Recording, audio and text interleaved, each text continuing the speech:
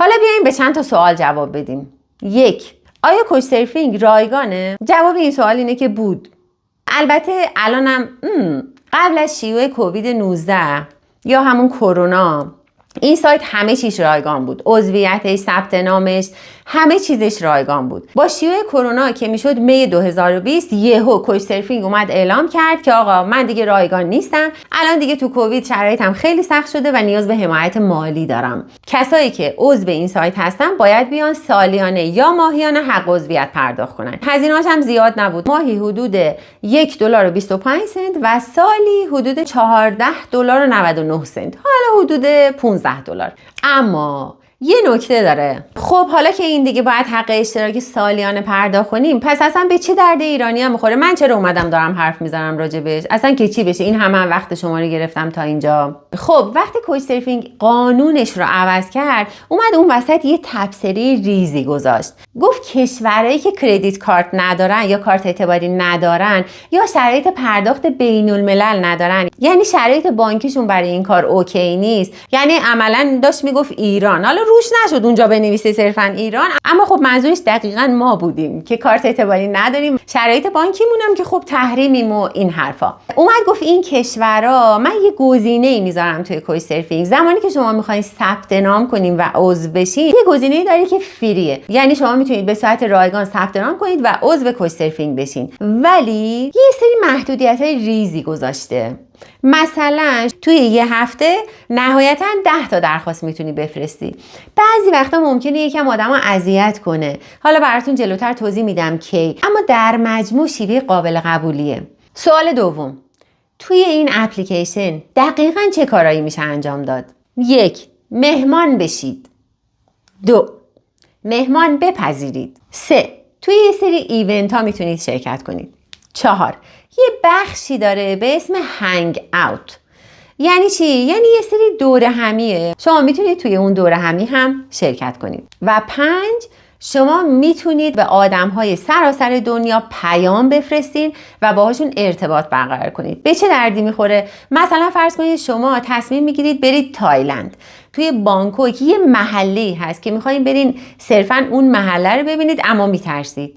شنیدید و خوندید راجبش که این محله یکی از محله‌های خطرناک بانکوکه، اما اصلا یه ویری شما دارین که حتما این اون محله رو ببینید. خب کافیه که برین توی کوچ سرفینگ، اونجا توی اپلیکیشن تایلند و بانکوک رو سرچ کنید و کلی آدم اونجا میاد که مثلا میتونن هاست بشن یا مسافر بودن. اونجا عناوین هست، من بعدا براتون توضیح میدم.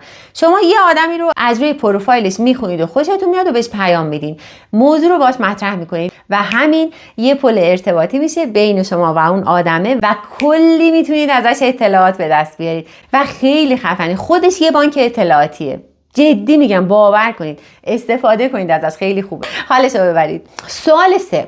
آیا این سایت یا اپلیکیشن قوانین نوشته شده و نانوشته‌ای هم داره؟ جواب اینه که بله، قطعاً.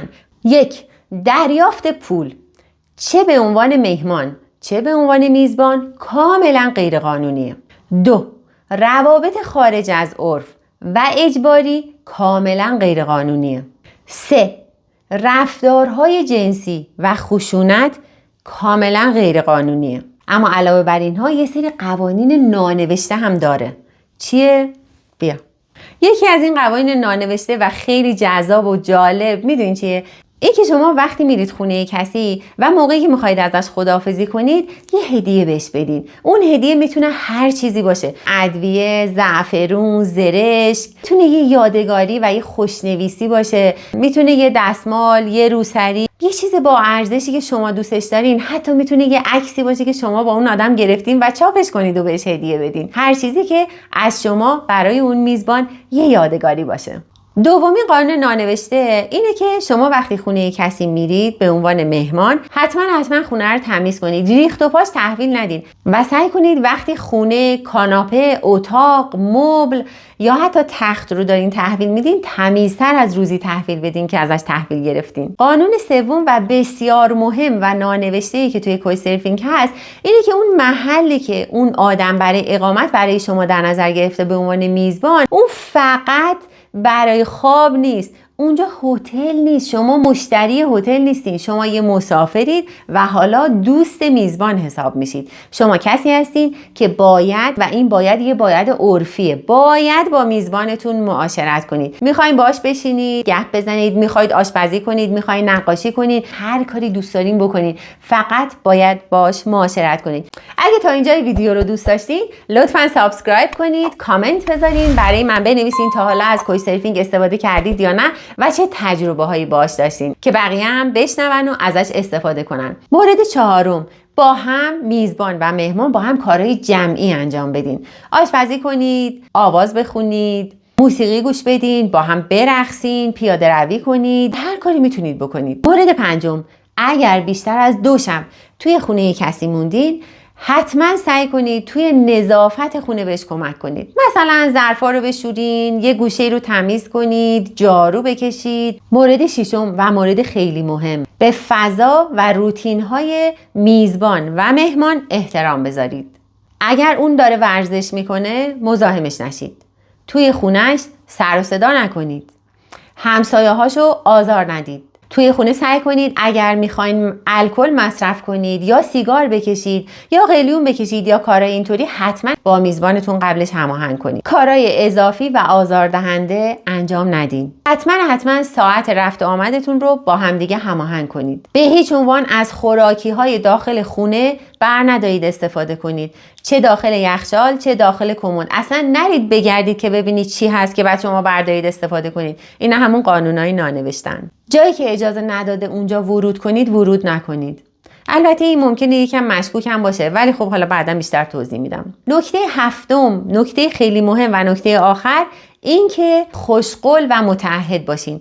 دقیقاً سر زمانی که بهش گفتین که خونه رو ترک میکنید، خونه رو ترک کنید. اگر از اول گفتین سر 2 روز، قطعاً سر 2 روز خونه رو ترک کنید. سوال بعدی، چند شب میشه خونه میزبان موند؟ بهتر اولین درخواستمون برای چند شب باشه. اول اینکه شما میتونید درخواستتون رو برای آدمای مختلفی بفرستین. یه گزینه‌ای هم داره برای ارسال درخواست که شما میتونید یه درخواست ثابت رو بنویسید، همون درخواست رو کپی کنید، پابلیکش کنید و بعد ارسالش کنید مثلا برای 15 نفر. اما خیلی اینو توصیه نمی‌کنن. چرا؟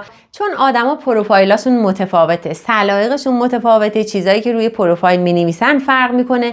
بنابراین بهتره که شما خیلی با حوصله پروفایل رو بخونید و درخواستتون رو طبق پروفایل اون آدم درخواست بدین. نرم و عرفش اینه که شما معمولا بین 1 تا 3 شب این امکان رو دارین که درخواست اقامت بدین برای اولین بار. چرا؟ چون اگه اون آدم همون ابتدا ببینه که درخواست شما یهو 5 روز، 1 هفته، 10 روزه، ممکن شوکه بشه و از این یکم بترسه. ضمن اینکه هماهنگ کردن اون تعداد روز واقعا کار سختیه. این آدما به هر حال کارمند ممکنه باشن، مسافرت برن، کلی کار داشته باشن، بچه داشته باشن، حیوان خونگی داشته باشن و این شرایط سخته. سوال بعدی، این اپلیکیشن مناسب چه کساییه؟ این اپلیکیشن برای مسافرها طراحی شده، travelers، هر کسی که از شهر یا کشور خودش به یک شهر یا کشور دیگه سفر میکنه. عمدتاً آدمایی که بکپکرن، یعنی کوله گردن و با کوله پشتی سفر میکنن، از کوچ سرفینگ بیشتر استفاده میکنن و البته آدمایی که دنبال سفر ارزونن، چون هزینه برای اقامت نباید پرداخت کنن. حالا این افراد میتونن خانواده باشن، چه میزبان چه میهمان. میتونه خانواده باشه، میتونه یه دختر مجرد باشه، میتونه پسر مجرد باشه، میتونه یه زوج باشه و هر چیزی، هر کسی با هر جنسیتی امکان اینو داره که از این شرایط استفاده بکنه. سوال بعدی، تا چند نفر امکان اقامت وجود داره؟ حیوان خونگی من میتونم ببرم خونه کسی؟ میشه تو خونه مردم سیگار کشید و نوشیدنی مصرف کرد و قلیون کشید و اینا؟ چه ساعتی برسم خونهشون خوبه؟ کی درخواستمو بدم؟ همه این سوالا جوابش تو پروفایل اون آدمه. اگرم اینقدر ریز اینا رو تو پروفایلش ننوشته، کافیه بهش پیام بدید و همه اینا رو ازش بپرسید. سوال بعدی، آیا میزبان غذای منم میده؟ میزبان فقط به شما جای خواب میده و با شما معاشرت میکنه. هر کار اضافه‌ای به جز این انجام داد لطف میزبانه. سوال بعدی، کی درخواست بدیم بهتره؟ قاعدتاً بهتره چند هفته قبل از اینکه شما به اون شهر برسید درخواستتون رو بدین. هم خودتون معطل نمیشین، هم میزبان میتونه تصمیم گیری کنه، پروفایل‌ها رو میتونین دقیق مطالعه کنین و کلی میتونین جلو بیافتین. البته یادتون باشه همیشه پلن بی داشته باشین. یعنی همیشه یه راه جایگزین داشته باشین که اگه 1% اون میزبانتون کنسل کرد، شما برنامه جایگزین برای خودتون داشته باشین. سوال بعدی: آیا اگر شما مهمان کسی باشید اون آدم هم میتونه مهمان شما باشه؟ نه لزوماً. شما میتونید مهمان کسی باشید و توی پروفایلتون بنویسین که من شرایط قبول کردن مهمان ندارم و اصلا الزامی نداره که شما اون آدم رو به عنوان مهمان بپذیرید، مگر اینکه با اون آدم دوست بشید و به عنوان یه دوست حالا یا بهش بگین که بیاد خونه شما یا اینکه توی خونه‌تون قبولش کنید. به همین سادگی. مهمترین سوال: امنیت این سایت از کجاست؟ نکات امنیتیش چیه؟ چه نکته‌ای رو باید در نظر بگیریم که خدایی نکرده یه وقت گرفتار نشیم، مضطرب نشیم، مستعسل نشیم و خلاصه شرایط بعدی رو تجربه نکنیم؟ این سوال خیلی جوابش مفصله و ویدیو بعدی همه نکات امنیتی مربوط به کوچ سرفینگ رو دونه بدونه براتون توضیح میدم. با من همراه باشید.